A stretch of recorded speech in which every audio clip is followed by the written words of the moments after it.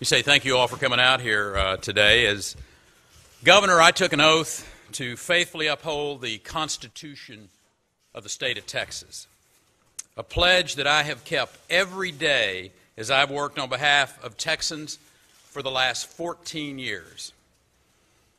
That's the same Constitution that clearly outlines the authority of any governor to veto items at his or her discretion. Just as I have, following every legislative session during my service as governor, I exercise this authority to veto funding for an office whose leadership had lost the public's confidence by acting inappropriately and unethically. I wholeheartedly and unequivocally stand behind my veto, and I'll continue to defend this lawful action of my executive authority as governor. We don't settle political differences with indictments in this country. It is outrageous that some would use partisan political theatrics to rip away at the very fabric of our state's Constitution. This indictment amounts to nothing more than abuse of power, and I cannot and I will not allow that to happen. I intend to fight against those who would erode our state's Constitution and laws purely for political purposes, and I intend to win. I'll explore every legal avenue to expedite this matter and bring it to a swift conclusion. I'm confident that we will ultimately prevail, that this farce of a prosecution will be revealed for what it is, and those responsible will be held accountable. Thank you. I'll be happy to answer a question or two. Governor, you talked about public confidence there in the DA's office. Do you believe the indictment alone at all affects the public's confidence in the office of the governor?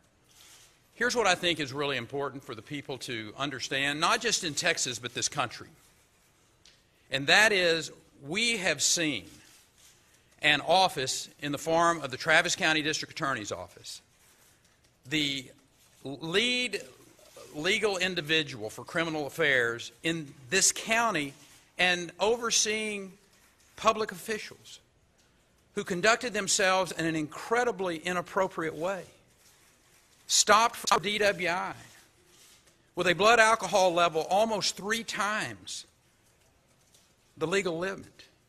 An individual who, when booked in, had to be restrained, was abusive to law enforcement, was kicking the door. I think Americans and Texans who have seen this agree with me that that is not an individual who is heading up an office that we can afford to fund.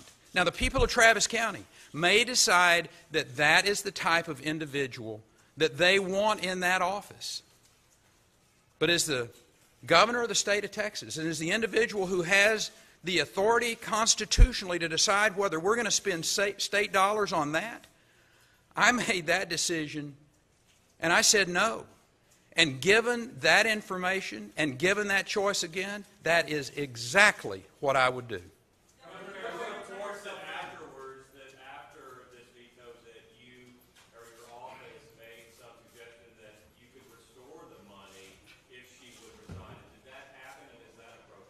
Listen, the details of my decision-making were very clear. I said early on that I was going to clearly veto those dollars as long as they had someone in that office who I'd lost confidence in. And I did exactly what I said I would do.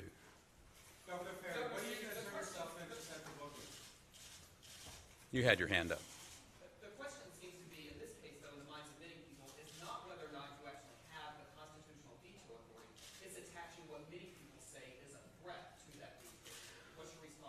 I disagree with you. I think there are a lot of people on both sides of the aisle, Democrats and Republicans, who have looked at this and understand it to be exactly what we're seeing, a political decision that has been made in Travis County. I'm going to continue to do my job.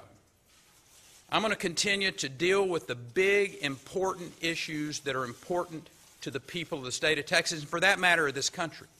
We have a border that it is not secure because of what the federal government has failed to do. Yesterday, I talked to the mother of the Border Patrol agent who was gunned down in cold blood in front of his family by an individual who has come across this border multiple times, a criminal alien. That mother expects me to do the job and keep the citizens of this state safe, and that is what I'm going to do from today until I leave office in January of 2015. Thank you.